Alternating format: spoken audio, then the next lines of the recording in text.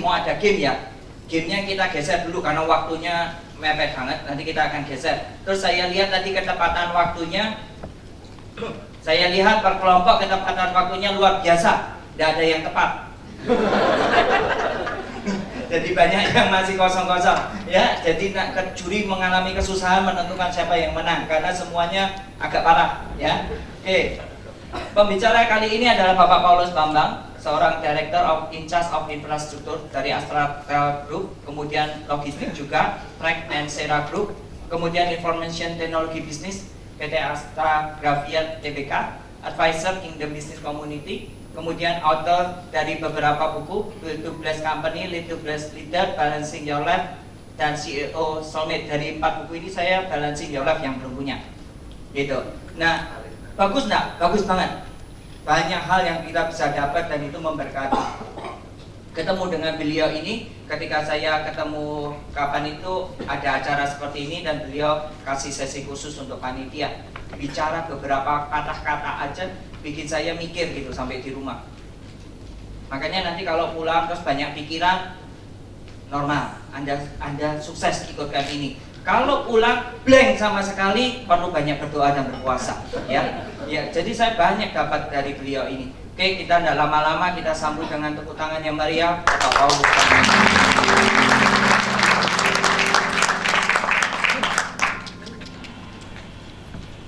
Terima kasih Thomas. Moga-moga membuat yang ragu-ragu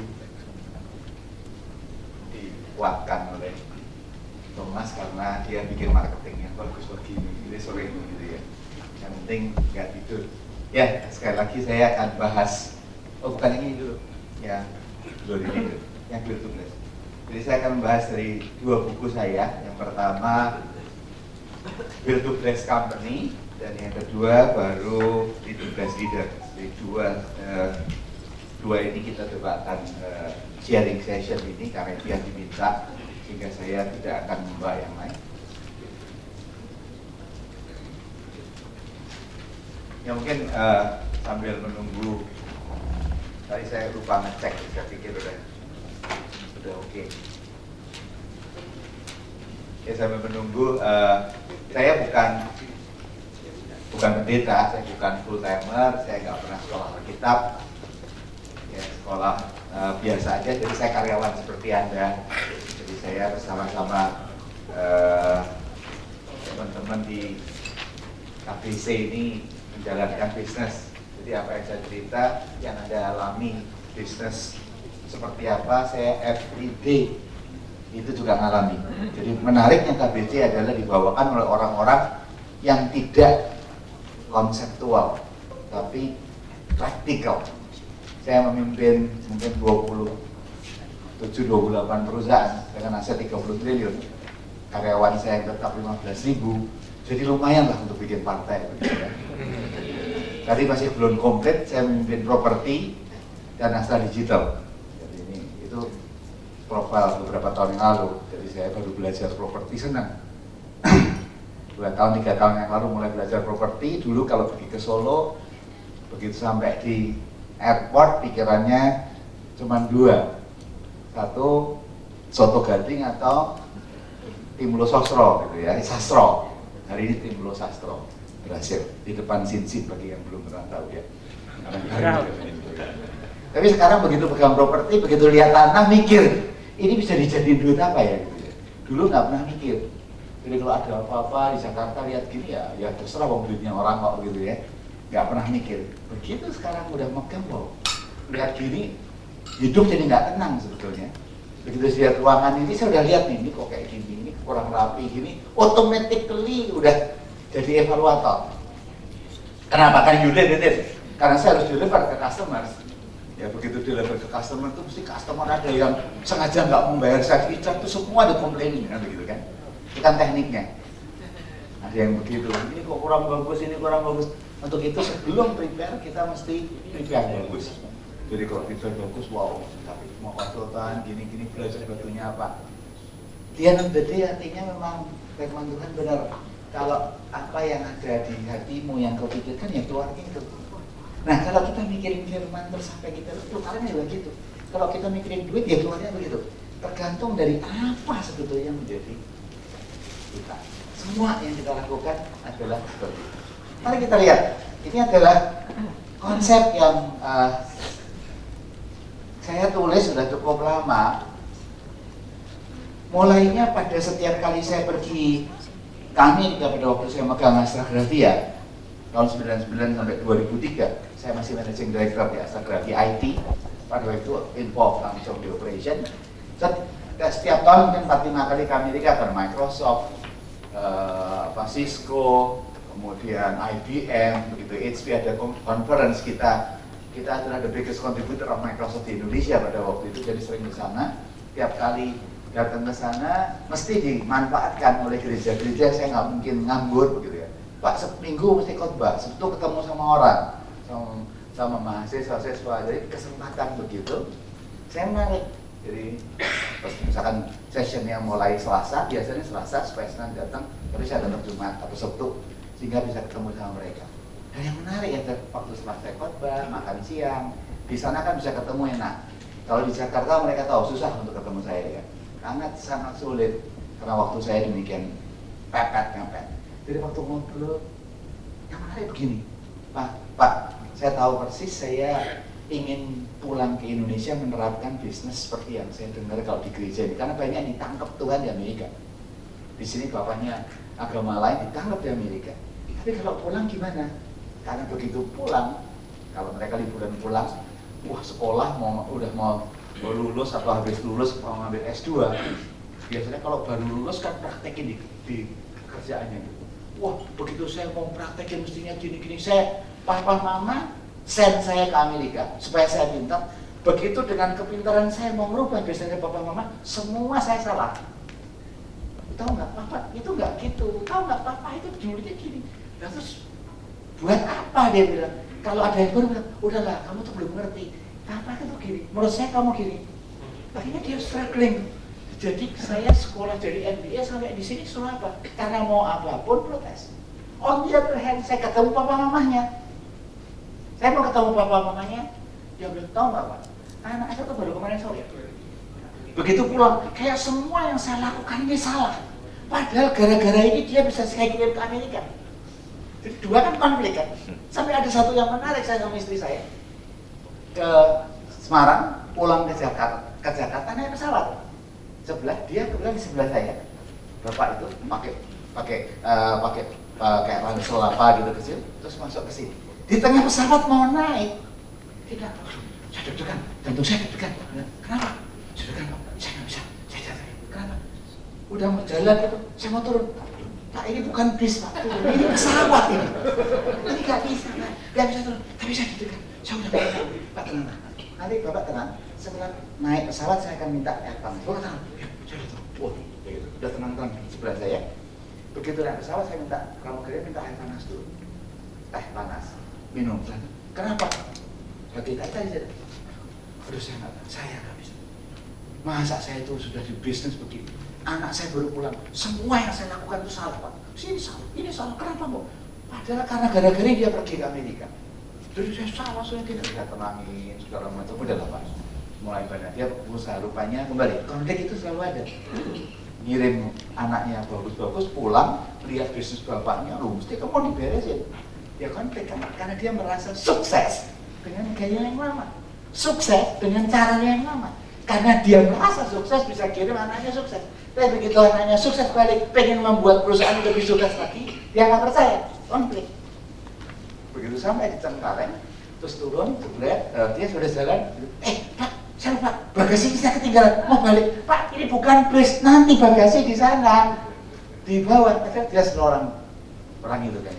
Nah, akhirnya bilang, saya pergi, Bapak alamatnya gimana? Pas di Semarang, nanti kita ketemu ya. Saya suruh ikut seminar di Bukit. Konflik ini selalu terjadi. Nah, untuk bapaknya sama anak-anaknya, gimana saya mau praktek Pak? Karena bapak saya susah. Dia merasa sukses dengan cara lama, gaya lama, yang sebetulnya bahaya kalau dipraktekin dibandingkan dengan saya pelajari. Nah, waktu kita diskusi terus satu minggu, gimana caranya mempraktekkan? Mulai kita diskusi, muncullah Ten Commandment ini. Gimana sih caranya?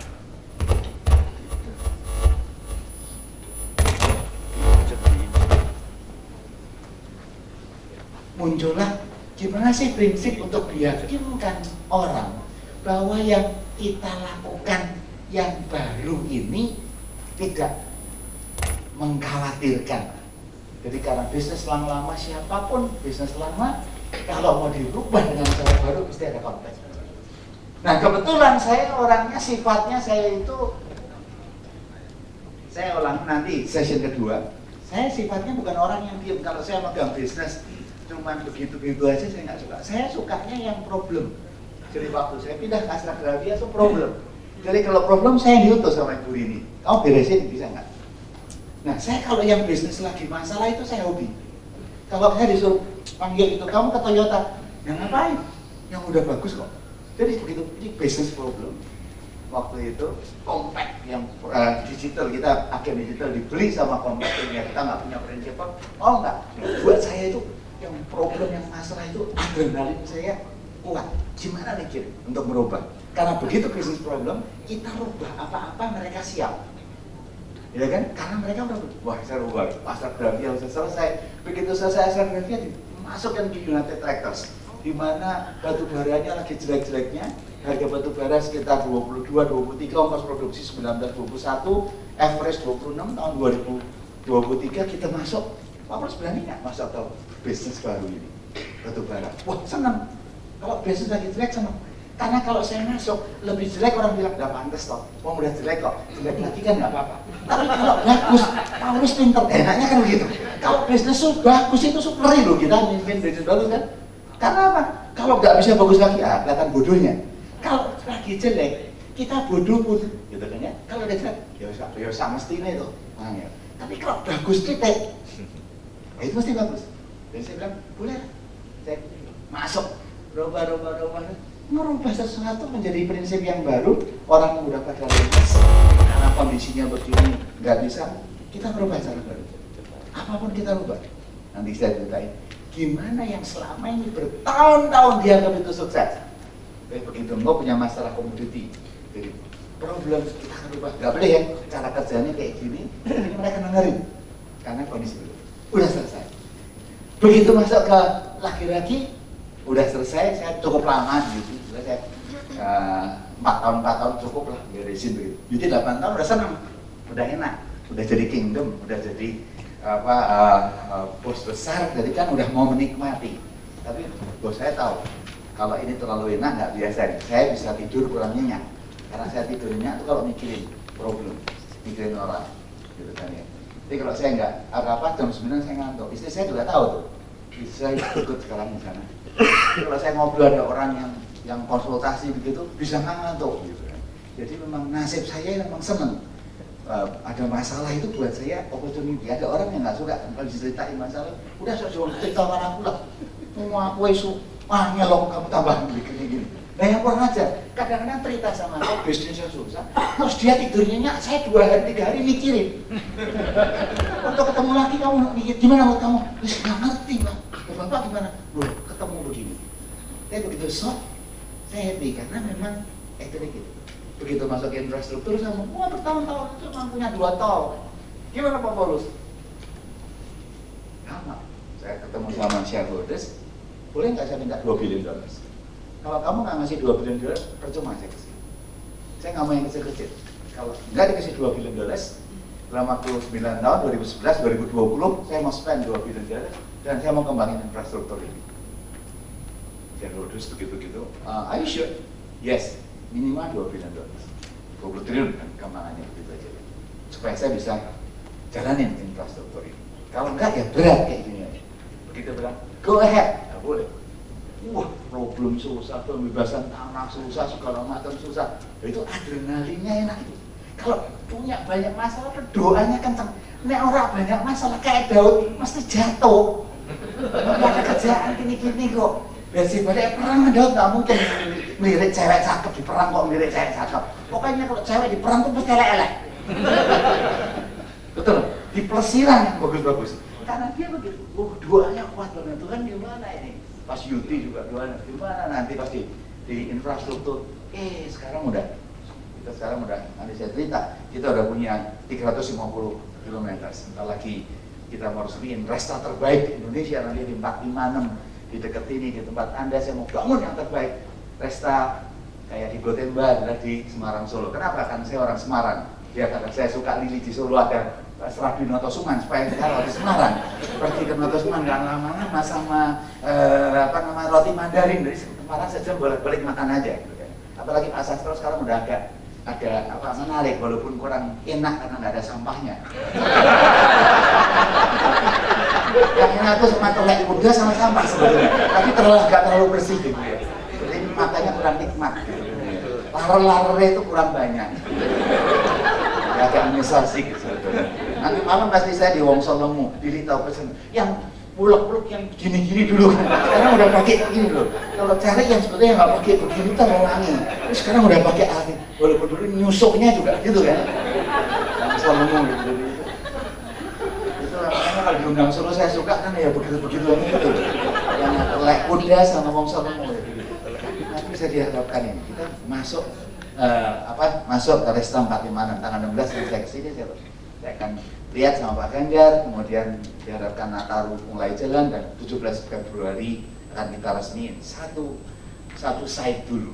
Nanti akan ada connecting antara site A, site B, connecting Anda akan lihat cara yang lain. Saya mengembangkan UKM di Jawa Tengah yang kita kurasi untuk jadi UKM internasional bisa kita ekspor. Jadi bukan hanya orang datang terus kasih gratisan. Enggak, gimana UKM itu kita kembangin. Nah, challenge kayak gitu waktu saya ngomong, Pak, kalau rest area di Indonesia cuma 3 P. Yaitu pertama untuk P, ya kan? Yang kedua untuk pre, mesti ada pre. Dan yang ketiga untuk apa? Petrol, bensin, berapa ya? Saya nggak mau, saya berikan ke Pak Ganjar, Pak, kita mau bikin di Jawa Tengah, bentuknya kayak gini mau, boleh nggak? Kanan kiri nanti dengan gunung, lima, sumbing segala macam. Buat saya adalah tantangan. Gimana meyakinkan Pak Ganjar yang very critical dan mau nggak proyek seperti ini kan gini yang investasinya besar. Tapi saya nggak mau ini dijadikan gampangan. Oh jadi soto sembarangan asal murah di situ enggak. Tapi Anda tahu begitu tantangan itu muncul, orang yang suka tantangan, ngambil tantangan itu peluang yang membuat kita adrenalin. Don't kayak sama tim pikirin, pokoknya pikirin yang terbaik di Indonesia yang nggak pernah ada di Indonesia rest area seperti ini dan bisa menjadikan UKM yang di sana adalah UKM yang akan sukses dan menjadi andalan Jawa Tengah. Kita pikirkan begitu. Saya present ke Pak Ganjar, nggak usah lama-lama, 5 minutes, dia lihat tidak dirubah, jebret. Kapan mau di groundbreaking Pak Paulus? Loh, Bapak setuju dulu nggak? Ya sudah, kapan? Besok mau di groundbreaking? Nah, nanti kita lihat hasilnya seperti apa. Belum selesai itu, saya sudah disuruh. Sekarang udah disuruh mikirin gimana Astra. Astra udah punya mobil, Toyota, Daihatsu, Lexus, BMW, Isuzu, Peugeot. Ya kalau mobil itu aja, yang lain nggak usah. Yang di luar itu kurang seksi lah. Mobil ya ini itu aja. Terus pikir gimana bikin Astra 2.0? Kalau digital seperti ini, apa yang kita lakukan? Nah mulai itu mikir, sekarang ini agak tantangan. Gimana menciptakan Astra digital yang berbeda dengan Astra sekarang dengan investasi begitu. Nah buat yang lain, wah tantangan gimana nih? Nah karena buat saya yang suka tantangan, suka perang, melihat begini, wah pikirin sesuatu yang bagus. Jadi saya mau cerita ini awal sebelum kita masuk ke YouTube. Kalau Anda tahu setiap bisnis itu pasti punya tantangannya. Setiap bisnis yang Anda alami itu punya problemnya. Tapi kalau sikap kita begitu problem ngalah, gimana saya menciptakan Astra 2.0 yang berbeda dengan gini, digitalisasi? Gimana meyakinkan board untuk investasi di Gojek $250 juta? Lalu tanya kapan balik? I don't know. Gimana saya mau bikin Astra digital? Begitu Astra digital dibikin, Pak, gimana? Apa yang kamu bikin? Ini yang saya mau bikin. Saya mau bikin ABCDS, Artificial Intelligence, Blockchain, Cloud Service, Data Analytics, dan Security. Berapa biayanya? Sekian, Pak. Menerima T. Terus kapan baliknya? Tidak tahu. Don't ask me profitability, don't ask me IRR. Saya mau bangun begini.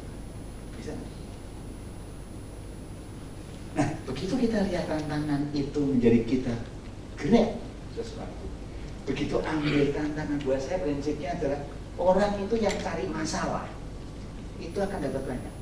Dan banyak eksekutif itu nggak suka cari masalah, sukanya cari solusi. Kalau saya bikin seminar disruption nanti berbeda dengan KBC soalnya. KBC alirannya masih konvensional, yang seminar biasa ya. Kecuali KBC sukses sejati ini karena banyak KBC ya. Yang ini ya ini KBC perjuangan. Nah, kalau yang seminar KBC biasa ini kan banyak kingdom business seminar. Kalau Anda 2 hari ini tidurnya nyenyak, berarti seminar ini gagal. Nanti kalau habis session saya Anda malam tidurnya nyenyak, berarti session saya gagal. Tapi kalau Anda nggak nyenyak, berarti session saya benar. Karena saya mau bolak-balik otak pola pikir ini. Karena kita tuh membuat sesuatu yang dangerous, yang lain sehingga kita fight. Kalau saya sebetulnya, saya tuh suka cari masalah. Jadi begitu ada masalah, ini perusahaan ini apa ya? Masalahnya apa? Coba kita, banyak orang nutupin masalah, jadi akibatnya nggak akan pernah maju. Begitu saya masuk ke perusahaan yang baru, pasti coba kita bikin. Tadi masalahnya apa? Kenapa nggak grow 2 kali sih dalam 3 tahun? Kenapa kok grow-nya kecil-kecil? 20 tahun cuma 2 tahun Rod. Kalau saya nggak cari masalah, kamu jadi pemimpin ya sudah. Nggak mau. Mau nggak saya bikin? Dalam waktu 2010, berarti 9 tahun, saya mau grow 300%. Dan untuk itu kasih $2 billion. Berani nggak? Waktu dioprol kan saya cari masalah. Belum tahu kok tol itu kayak gimana, belum tahu artinya begitu saya kasih, saya punya 20 triliun, saya mesti spend apa, belum tahu. Dengan itu saya pikir gimana caranya untuk melakukan itu. Jadi kalau anak buah saya bilang, kamu gurunya berapa? 8-9%. Kalau ada bisnis sebenarnya nggak kamu grow 200% 2 tahun. Begitu kita tantang gitu, yuk kita duduk. Pergi ke China, pergi ke Amerika. Adrenalinnya bagus dan solusi inovasi itu. Dan ini yang menyebabkan kenapa banyak bisnis. Saya suka seminar bisnis kayak gini walaupun 44 orang dibandingkan khotbah besar di gereja besar. Karena kalau Anda tahu persis bagaimana mengembangkan pola pikir Anda ini, nggak boleh Anda itu jadi gentong. Kenapa perjamuan Kana itu? Mujizat pertama Tuhan Yesus itu perjamuan Kana. Pasti nggak pernah khotbah dengerin khotbah ini. Karena saya juga baru dapat 2 hari yang lalu.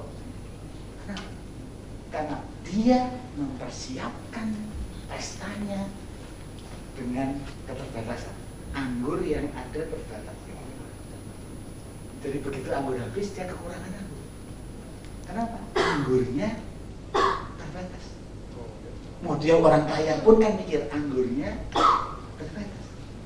Kenapa kok Maria perginya ke Yesus? Karena Yesus itu sumber yang tidak terbatas. Lihat, gentong Yesus itu sumur. Manusia tuh hanya bisa dari gentong. Makanya waktu jadi sadar, kamu punya apa minyak? Kamu cari gentong apapun, cari tetanggamu yang bisa ambil. Karena air dari kutu tidak pernah berhenti. Yang bisa menghentikan air dari Tuhan itu adalah your gentongmu. Janda itu pergi narik semua kan, dan titik terakhir habis waktu apa? Gentong terakhir. Jadi kalau manusia itu gentongnya habis, kamu ya habis. Tapi Tuhan itu semua. Begitu Tuhan Yesus isi gentong. Air dengan air. Tuhan pernah bilang nggak, tempayannya itu berapa biji? Ikannya pernah nggak? Kalau tempayannya itu ada 100, kira-kira diisi 100 jadi ambil semua. Nah, manusia itu gentongnya itu tergantung. Kalau kamu gentongnya 6 ya Tuhan kasih 6. Tapi kita bersyukur loh punya Yesus itu sumur, bukan gentong. Kalau saya bilang sama anak buah saya, kalau pimpinan itu seperti sumur, ya, enggak tidak pernah kehabisan ide. Tapi kalau manusia seperti gentong ya gentong habis-habis. Makanya Kana itu memberikan pengertian kepada saya yang baru, saya belum pernah khotbahin karena baru 2 hari. Tuhan, sekarang saya tahu kalau saya berharap sama Tuhan di bisnis Tuhan itu sumur. Kesurannya apa? Tuhan itu sumur yang gak pernah habis dibanding ini. Itu sebabnya waktu kita tanam karyawan kita, Jangan kentung apa yang kau punya. Terus saya cerita ke startup, saya memimpin startup banyak di Indonesia karena saya bagian dari plug and play. Cuman butuh satu lembar PowerPoint. Kamu punya ide apa? Kita biayain kamu. Kalau kamu bisa ketemu ide. Tapi saya kali kadang idenya nyontoh sana sini. Ide, begitu kamu ide bagus, kasih duit. Kenapa idenya? Karena semua. Nadine lihat ojek, saya lihat ojek kayak gitu udah puluhan tahun dari kecil. Kita semua lihat ojek mangkal di pasaran, senangnya sama ojek atau mangkalnya banyak ojek itu. Kalau kita lihat zaman dulu ada ojek yang zaman dulu, kita tuh kan mangkal sembarangan, pakaiannya jelek-jelek. Saya selalu dulu di Sunter tuh ada ojek sepeda begitu ya. Dari sepeda untuk dari depan Sunter karena kantor ada ojek sepeda. Wah kok ojek kayak gitu ya. Begitu orang nggak melihat sesuatu yang lain, lihat mangkalnya karena nggak teratur, nggak begini. Ya orang yang begitu nggak ada kata-kata. Begitu ada nasi, oh ini ojek ini bisa dijadiin. Begitu dia punya sumur yang lebih karena pengetahuan yang banyak di sana, dijadiin gojek. Semua orang nonton. Ya kan? Saya ditawarin pada waktu $6 juta. Pak Paulus kamu invest sendiri lah. Coba pada waktu saya kuliah, saya udah nggak mau ngajar lagi di sini. Ngapain ngajar di Solo hanya hanya sastro sama soto gading begitu kan ya? Dan lainnya lain, udah jadi triliuner. Ya udah di sini. Enggak kenapa? Saya nggak bisa melihat itu.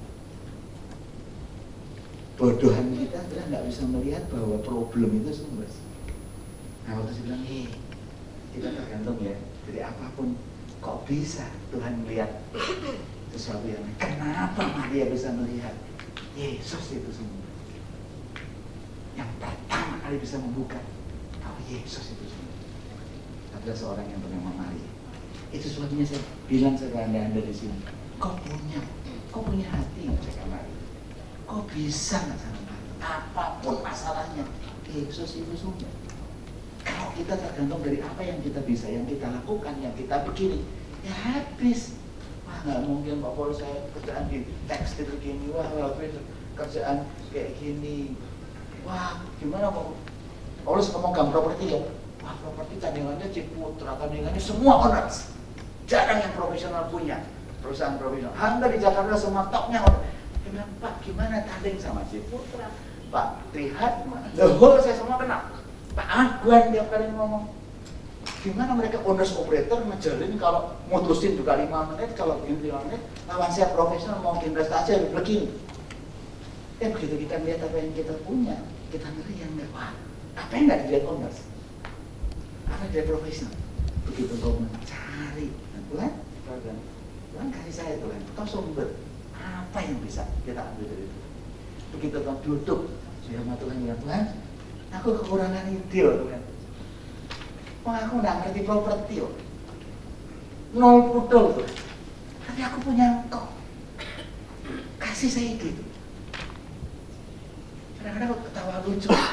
Kita sama Tuhan tuh ngerti semua bisnis yang kau punya.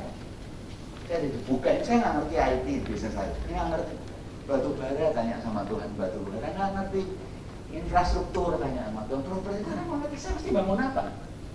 Supaya kalau bangun laku keras itu gimana? Dan speknya kayak gimana? Caranya gimana tuh? Ya duduk. Nah itu yang menyebabkan saya cuma bilang begini, kita punya sesuatu sumber yang nggak dipunya orang lain. Tapi unfortunately di sumber nggak banyak digunakan karena orang percaya pada sumbernya sendiri. You believe in your experience. You believe in your knowledge. Itu sebabnya saya tidak pernah milih pemimpin yang dari industrinya yang sama. Saya Toldo itu dari finance, ini dari sini yang pegang properti, sekarang dari consumer finance, 0 putus. Saya pindahin semua supaya melihat dari vision. Seperti bos saya ngasih saya yang nggak ngerti properti. Dan saya bilang, ingat ya, kamu punya Tuhan. Buat apa kalau kerja Tuhanmu hanya soal dosa, soal kekudusan? Tuhan itu juga sidik di dalam your business. Minta sama Tuhan. Karena kalau kamu minta sama Tuhan, kamu nggak mungkin korupsi. Kalau kamu takut sama Tuhan, saya izin susah di Surabaya, di Jakarta, sulit. Jangan mau shortcut. Nah, ini boleh Tuhan. yuk kita jalan. Yang lain mau 3 bulan, saya 2 tahun lah. Jadi nggak? Dia jadi. Tadi 2 tahun Pak Paulus. So what? Yang penting nggak masuk penjara. Yang penting nggak pakai. Yang lain harus bikin kayak gini-gini. Waduh, apartemen itu harus 150 di split itu aja. Sertifikatnya supaya nggak pernah 20% biaya paling marah gitu. Makin banyak di industri, engkau akan terjebak sama industri dan dosa itu terus. Engkau nggak berani keluar. Karena industrinya bilang begini, nggak mungkin orang biaya masuk, biaya bangun mewah 20% lagi, kok terus pecah sertifikat. This is normal, industri standard adalah seperti ini. How can you sell? Kalau mahal bayar additional 20%. Ya karena dia lihat orang baru masuk, bayar kepada Kaisar apa yang Kaisar punya, bayar kepada Tuhan apa yang Tuhan punya. Jadi waktu kita jual kita paling mahal Paul, biaya. Tapi kita tell the truth. Ini 300 meter, 400 meter, semua dibangun bagus, speknya seperti ini, jalan. Karena pemimpin baru, nggak tahu industrinya, dan nggak ngambil orang yang understand industri di bawah begini. Jalan. Begitu kita launch deg-degan, yakin. Harga kok mahal? Yakin. Ya coba aja. Begitu kita launch yakin. Dalam waktu setahun 80% take up. Sekarang 90%. Sekarang para agen-agen sudah kewalahan. Waduh, rugi. Belum kita launch gambarnya, belum kita apa-apa, sudah dipasarin di Astra. Loh kenapa dia masarin punya kita? Oh saya aja belum perlu gambarnya, nggak tahu Pak. Jadi agen banyak sekarang udah masarin punya kita apa? The next Astra Project kan begini. Kenapa mereka nggak mau ketinggalan? Jadi kuncinya adalah di sini. Di kita dari saya cuma bilang starting seminar ini adalah mulai engkau punya sumber, jangan siapkan gentong kecil sebanyak-banyaknya gentong, karena gentongmu akan menentukan seberapa banyak engkau dapat dari Tuhan, karena Tuhanmu unlimited. Jadi kalau sekarang kau hari ini kalau ada problem apapun di bisnismu, datang sama Tuhan, ini loh problem. Ini yang harus saya lakukan, tapi aku punya engkau. Menarik, karena kalau orang biasa cari problem, saya kalau tanya suka cari problem, saya sukanya belanja penyakit, belanja sakit, jangan belanja obat. Kalau belanja obat kamu udah sakit kan, tapi kalau belanja sakit itu enak. Oh perusahaan yang sakit-sakit, orang lain sedih, kita tidak jadi. Begitu kita torot, kita belanja sakit ya, cari masalah. Tol yang punya masalah, waduh susah. Oh bikin begini, nah kita pilih, mau nggak saya beli? Wah terima kasih saya kasih beli. Jadi kita beli mereka yang susah, kita kayak properti, wah yang susah, tanah yang susah, wah nah, kita beliin. Kalau mereka tahu, nggak bisa, kita convert ya, jadi begini. Nah ini yang menyebabkan saya tulis Build to Bless ini. Ada dengan satu pengertian yang berbeda bahwa kita punya Tuhan yang bisa mengubah. Yang penting kita bukan hanya oleh kuatlah dengkulmu.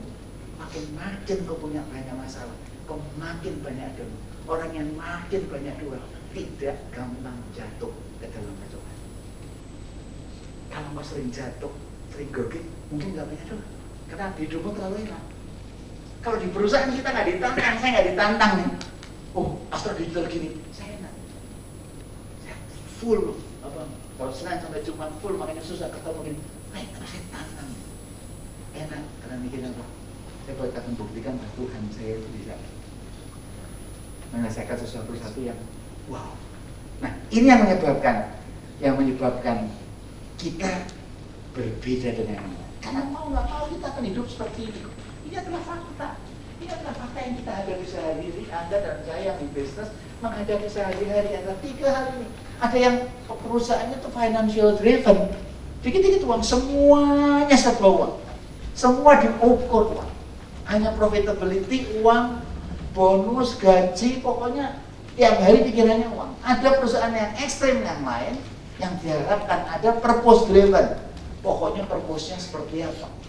Nah, 3 ini selalu ada. Ada orang yang fokus financial, ada yang fokus ke sosial. Kemarin malam kita baru hargai dari 8.600 social entrepreneurs Indonesia. Kemarin kita kasih di Jakarta Convention Center, ada 6 orang, 5 dan 1 kelompok. adalah social entrepreneur di Indonesia yang terbaik. Kita baru hadiahin mungkin pihak Metro TV. Social driven, ada yang purpose, ini selalu ada. Tapi unfortunately, saya nggak pakai survei, hanya pola pikir. 80% adalah yang financial driven. 80% menghadapi seperti ini. Makanya waktu saya lihat, oh iya ya, 80% orang menghadapi financial. Jadi siapapun kita itu akan di-drive oleh financial. Jadi itu ya yang menjadi pemikiran. Kenapa kok saya selalu kalau bisa jangan bolos di KBC. Saya ada seminar dimanapun, saya mau keluar negeri dimanapun. Kalau bisa satu saya pulang kalau ada KBC ini kenapa? Karena saya menghadapi orang yang sama dengan saya. Kalau saya tidak info, kena dengan financial driven terus hidup itu enak. Karena financial driven. Tapi ini fakta yang dihadapi. Lihat, apa itu yang saya sebut dengan financial driven? Ini loh, ada beberapa tanda-tanda orang yang hidupnya tanpa sadar terus dipengaruhi oleh satu pengertian kesuksesan itu seperti apa. Kalau financial driven people, finance driven family, ini dia begini. Yang pertama apa? Orang yang udah kena penyakit ini, sukses itu apa sih? Sukses itu yang material apa? Sukses kalau saya punya Lexus LS 500. Sukses kalau saya punya Alphard.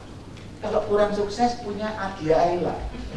Kredit di Astra Credit Company 5 tahun boleh. Kalau kurang susah lagi Honda motorcycle, kredit di FTF 3 tahun boleh. Sekalian promosi, ini sebenarnya nggak cerita. Cuma mau bilang aja bahwa ada. Tapi kalau kita lihat begini, dunia itu ngajarin siapa? Sukses ini. Jadi ini yang kita alami sehari-hari. Kenapa KBC sukses sehari hari ini penting? Karena kita mau ngasih tahu engkau dan saya, termasuk saya ngajar. Kita tuh dihadapkan masalah ini loh di dunia.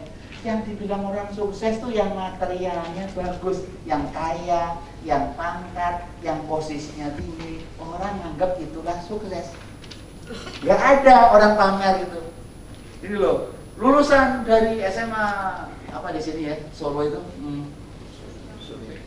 Apa? SMA. Apa SMA-nya di sini? Audisius? Yosef, Sin Yosef. Satu lagi SMK Warga. Ada Warga, masih ada ya? Karena dulu setiap tahun saya di sini sebetulnya. Karena saya orang di saudara saya di Jebres, di Dok Salim nomor 5. Jadi kalau tiap liburan saya suka di sini nyolongin itu. Kalau masih kecil nyolongin apa itu? Bukan pelem, apa itu namanya? Tes. Pinggir jalan itu kan punyanya orang, mana itu ngambilin begitu ya di Jebres. Nah, coba kalau lihat begitu lulusan tertentu ditanya siapa yang sukses? Orang yang sukses pasti 3 ini. Sugih, yang ini direktur. Ini yang direktur, ini yang sugih, ini yang punya perusahaan ini yang punya apa namanya bisnis ini, yang punya ini. Mesti yang di situ pangkat atau posisi ini loh menteri, ini loh esawan. Jarang yang sukses bilang gitu pasti alumni Warga atau Sin Yosef. Pertemanan inilah lulusan kita yang sukses, hamba Tuhan di daerah Pangkalan Bun, jemaatnya 10. Inilah contoh kita, mau berjuang buat negara ini cuma 10. Biasanya enggak, maju juga enggak. Makanya kemarin kita ngasih hadiah sama orang-orang pahlawan yang di pinggiran. Kita kasih hadiah sosial entrepreneur orang yang di seluruh Indonesia di pinggiran yang berjuang buat negara ini yang tidak mikir keuangan, dan itu jumlahnya banyak sekali. Tapi ini fakta. Karena ini fakta, makanya tanpa sadar ini yang dikejar oleh semua orang, termasuk Anda dan saya. Ini adalah satu yang menjadikan saya seperti saya. Karena enak orang yang punya seperti ini mendapatkan orang yang apa namanya kaya ke airport yang bisnis kelas juga nggak perlu antri, enak, duduknya enak, segala macam enak. Jadi kita bisa, aduh kalau ekonomi jalannya begini, mepet-mepetan, sebelah ngiler, kalau ini semua kita dihadapi akhirnya iya ya. Ya apa? Nah ini yang kalau kita nggak hati-hati masuk ke sini menjadi satu-satunya atau menjadi yang utama, yang lain mati. Itu sebabnya 3 ini setiap orang harus punya. Tapi tinggal kita mau kemana. Yang kedua ada orang bilang happiness lah, family, bukan hanya fun, Tapi kita mikirin aspek emosional, karena hidup itu sukses tidak hanya soal fun. Buat apa engkau kaya, engkau punya kerajaan, familymu hancur? Hanya orang yang begini, banyak kalau saya ketemu sama para owner CEO, kalau kita ngomong, kalau saya di rumah sebentar, itu 10 menit harmonis, setelah 10 menit ribut sama istri. Jadi kalau pergi apa? Jadi family itu jadi sesuatu yang kalau bisa kumpul itu jadi berat.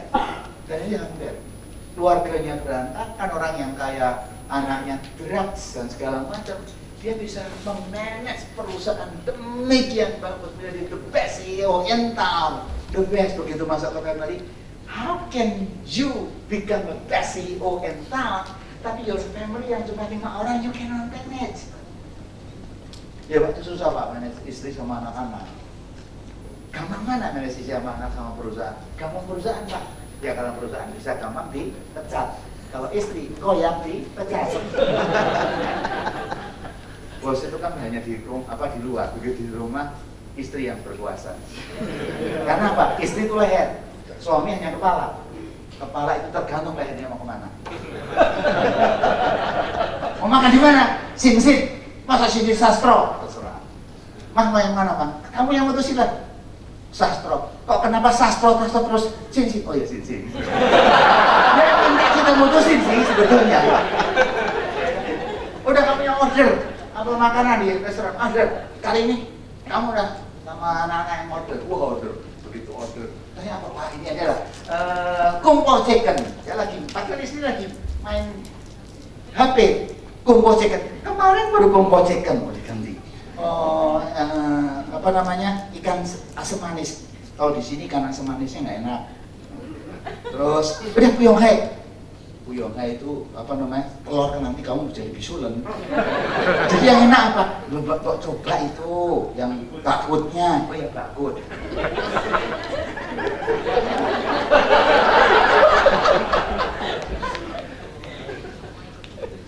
Ketawa kayaknya punya pengalaman ya. Tapi pertanyaannya, kalau you nggak bisa manage gimana? Kebahagiaannya di mana dengan istri? Kalau kamu nggak fun dengan your wife, kamu nggak fun dengan your family, nggak fun dengan your children, nggak enak. Masuk rumah itu nggak enak. Wah itu paling penderitaan itu. Engkau bisa deceive everybody in the world, tapi your heart itu sakit.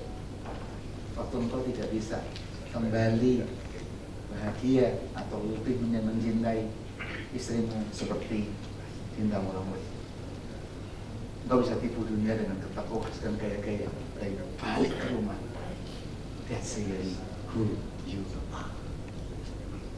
Itu sebabnya saya bilang di Sukses Sejati, family itu penting sama main. Ini adalah sukses karena keluarga dan yang ketiga tentunya tidak mungkin sukses kalau kita nggak punya purpose adalah holiness. Nggak mungkin orang itu damai kalau dia tahu dia sukses karena korupsi. Dia nggak mungkin dalam hatinya itu tenang dan waktu doa bisa bicara sama Tuhan. Bapak kami yang di surga, dia tahu dia tuh nyogok pajak. Nggak mungkin dia berkata, Tuhan engkau baik, sangat baik, luar biasa baik. Dia tahu untuk terus izin, saya itu mesti harus bayar. Saya mesti izin yang misalkan boleh KLB-nya 5, saya dijadiin 7, bayar. Dan waktu engkau bayar, dapat license, engkau bisa berkata sama Tuhan, God, you are great God. You are God of impossible. You are God of everything. You cannot do that. Kenapa banyak orang krik di spiritualnya? Walaupun dia sukses secara jasmani, sukses segala macam, karena di dalam hidupnya kau tidak bisa mengatakan kepada Bapak, Bapak kau baik, Bapak kau dahsyat. Nggak bisa mengatakan seperti Yeremia 29, aku tahu mengenai kamu, rancangan mengenai kamu, Paulus. Karena dalam hidupmu, engkau shortcut mengandalkan orang, dan sebetulnya orang yang make you rich, orang yang make you rich. Kita bisa tipu orang lain, hidup bisa klik, dan kau bisa tipu gembalamu untuk jadi pengurus di gereja. waktu kau sendiri sama Tuhan, kau tidak bisa mengatakan, God is, you can sing that song. You can say bilang, oh Tuhan kau sungguh baik. Tapi di dalam hatimu kering, karena you don't feel God is an amazing God. Orang yang tidak pernah mengalami miracles, itu hubungan sama Tuhan kering. Dan kalau hubungan sama Tuhan kering, dia ke gereja, dia lakukan ini hanya ritual. Because I am Paulus, I have to go to church, but I don't know the real God. God is nonsense. Karena I don't feel God. Tapi waktu engkau bisa ngerasain holiness, Tuhan, izin susah Tuhan, tambang izinnya susah. Ini gubernur minta begini Tuhan. Can you help me Lord? Ayo semua kejadian bisa jadi tek. Engkau bisa berkata, wow, God is good, is totally different. Kenapa? Waktu saya diutus ke United Tractors, anak buah saya bule, master lulusan UNSW, pemimpin KPC orang Kanada. Dia udah berusaha menjual dump truck, used dump truck 6 biji selama 2 tahun kan nggak bisa berhasil. Saya baru masuk, terus saya bilang sama dia, Bill, saya mau ketemu. Wah dia sibuk Pak, bilang aja courtesy. Kalau courtesy boleh, just 15 minutes. Saya mau courtesy aja ngobrol. Oh iya, kalau 15 minutes biasanya boleh. Kenapa 15 minutes? Karena harus pakai bahasa Inggris. Coba kalau pakai bahasa Jawa, saya minta 2 jam. Kalau betul manget tos ingkang batus kali-kali. Soparan nanti dibilang kamu keluar dan mamang ikan apa sopo kasatian. Soparan bukan bisa banyak juga. Karena kalau bahasa Inggris saya bilang I love you aja males. Saya bisa bahasa Inggris itu lancar. The question, dia ngerti Inggris saya nggak? Itu. Saya bisa ngomong Inggris lancar ya. Ngomong Inggris lagu-lagu kok. Bisa. Semua Inggris saya lagu-lagu saya bisa bilang gitu kan. Tapi saya bilang, coba Bill. Kok susah Pak gini, segala macam susah. Sama pada waktu kita mau pertama kali mau bid tol road. Mau beli pelabuhan di Balikpapan. Bapak harus beli pelabuhan di Balikpapan. Pelurunya apa? Dari mana kita mau beli pelabuhan? This is Indonesia, man. Beli pelabuhan kamu harus kenal sama ini dan harus hubungan di pelabuhan tuh kayak gini. Ini direkam tapi kan dipotongin semua ya. Jadi apa namanya saksi di KPK repot. Kenapa mesti begitu? Karena orang di industrinya selalu bilang itu susah.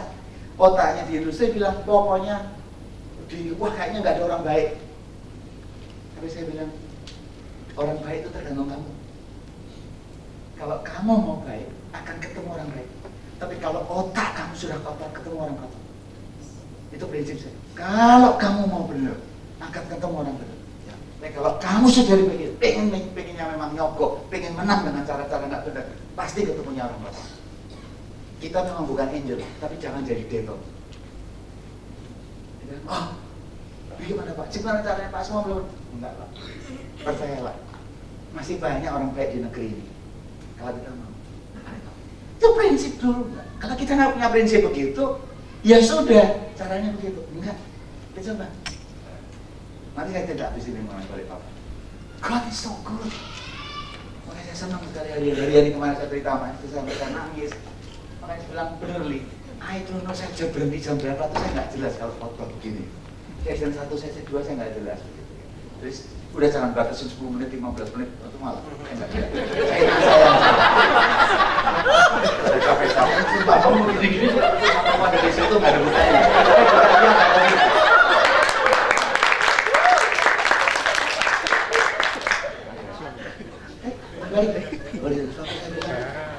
Oke ya, saya sebagai pemimpin baru, bagi orang ditugaskan sebagai direktur baru, managing director di Astra Grafik, ini baru pengen show something kan, lupa pengen show something, wah akan do something different supaya bisa dapat hebat. Datang ke sini, Pak nggak bisa Pak, 2 tahun gini, caranya begini Pak. GM saya bilang Pak, caranya begini Pak, ini banyak customer yang minta uang laki-laki Pak, saya baru belajar banyak. Apa itu uang laki-laki? Kalau ini nawar sama saya, misalkan alat berat, contoh 100.000, Udah deal ya Pak, 100.000. Pak nanti invoice-nya tambahin 2-3 ribu ya Pak ya. Terus itu di store khusus ke uang laki-laki, karena finance director-nya banyaknya istrinya. Jadi ini istrinya tahunya belinya 103, pasarnya 100, nanti 3 ribunya kayak dia. Kenapa Pak? Susah kalau